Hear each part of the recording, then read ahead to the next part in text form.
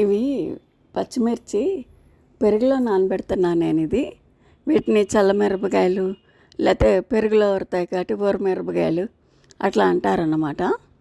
ఇవి సాంబార్ అవి పెట్టుకున్నప్పుడు, పప్పు వండుకున్నప్పుడు కాస్త వేపుకొని తింటే చాలా కమ్మగా బాగుంటాయి అన్నమాట. ఇవి ఈ సమ్మర్లో అలాగా పెరుగులో వేసి ఎండలో పెట్టుకుంటే బాగా ఎండుతాయి. ఈ టైంలోనే ఇవి పెట్టుకుంటారనమాట.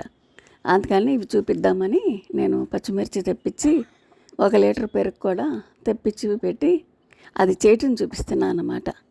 అది పచ్చిమిర్చి మంచిగా కడిగి పెట్టుకోవాలి. తడున్నా ఏం కాదు, ఆరాలని ఏమీ లేదు. ఎందుకంటే పెరుగు నీరే కదా. ఆ పెరుగులో లీటర్ పెరుగు గట్టిగా ఉందని నేను చిన్న గ్లాస్తో 2 గ్లాసులు వాటర్ పోసా. అట్లా బాగా కలుపుకోవాలి. పెరుగులాగా ఉండకుండా కలిపితే పచ్చిమిర్చి అనేది బాగా పీల్చుకుంటుంది అన్నమాట. పచ్చిమిర్చి కొంతమంది బాగా పొడుగ్గా గీరుతారు, కొంతమంది చిన్న హోల్ పెడతారు. అట్లాగా కాకపోతే నేను చాకుతో చిన్నగా హోల్ పెట్టా. అంటే లోపలికి పెరుగు వెళ్ళి పెరుగు లోపలంతా పీల్చుకుని పచ్చిమిర్చి కారం ఉండకుండా బాగుంటుంది అనమాట. పెరుగు పీల్చుకుని 1/2 స్పూను పసుపు వేసాను, 1 స్పూను సాల్ట్ వేసుకున్నాను అనమాట. ఈ పెరుగులో నేను వేసి ఈ చిన్నగా ఘాట్లు పెట్టినవి కడిగి ముందే తీసి ప్లేట్లో పెట్టుకుని ఘాటు పెట్టి నేను అట్లా పెరుగులో వేసుకున్నాను అనమాట. ఇవి 3 రోజులు పెరుగులో నాననిస్తాము. పెరుగులో అలా బాగా పెరుగు పీల్చుకుంటుంది కదా పచ్చిమిర్చి. అది రోజు పొద్దున్న ఒకసారి కదుపుతూ ఉండాలన్నమాట. కింద పైకి కిందకి కదిపితే పెరుగు బాగా పీల్చుకుంటాయి.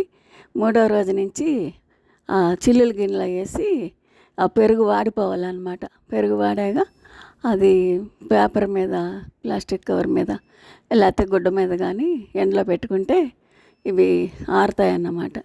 మళ్ళీ సాయంత్రం అయినప్పుడు మళ్ళీ పెరుగులో వేసుకుంటూ ఉండాలి. అట్లాగా ఒక 4-5 రోజులు పొద్దుటే తీసి ఎండలో పెడతాం, సాయంత్రం పెరుగులో వేయటం. అట్లా చేస్తే ఈ పెరుగు పచ్చిమిర్చి బాగా పీల్చుకుంటాయి, ఘాటు తగ్గుతుంది. వేపుకున్నప్పుడు చాలా బాగుంటాయి అన్నమాట, కమ్మగా ఉంటుంది. నేను రోజు అట్లాగే పొద్దుటే 3 రోజులు అయిపోయాక తీసి అలా చిల్లుల గిన్నెలో వేసి చక్కగా పెరుగు వాడాక నేను ఎండలో పెట్టి మళ్ళీ తీసి సాయంత్రం మళ్ళీ పెరుగులో వేసి అట్లా చేసుకున్నాను అనమాట. చాలా బాగా వచ్చినాయి.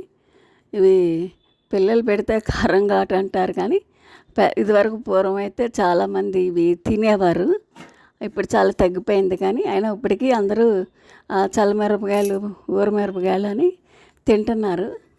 ఇవి కూడా సమ్మర్లో ఒక ఐటెం కింద పెట్టుకుంటున్నారు అన్నమాట. పచ్చళ్ళు ఎట్లాగో అట్లాగా ఈ ఊరమిరపకాయలు కూడా అట్లాగా ఎండలో పెట్టుకుని వేపుకు తింటే చాలా బాగుంటాయి అన్నమాట.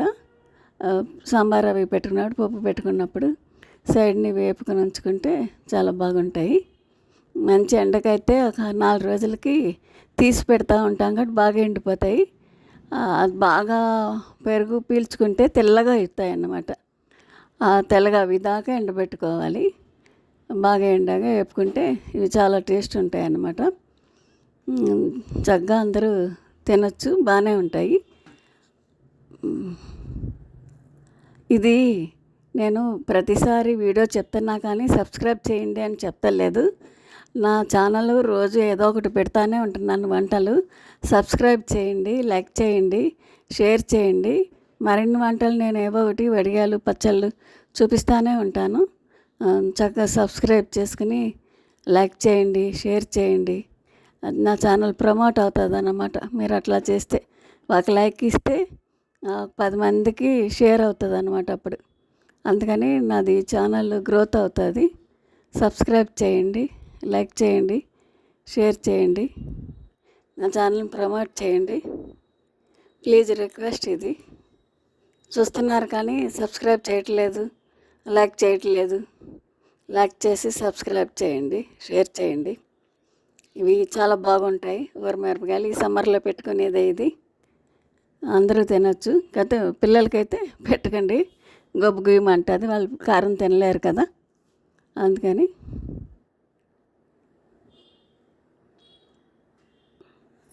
ఎక్కువ వేపకూడదు ఇవి. ఎక్కువ వేగితే నల్లగా అయిపోతాయి అన్నమాట.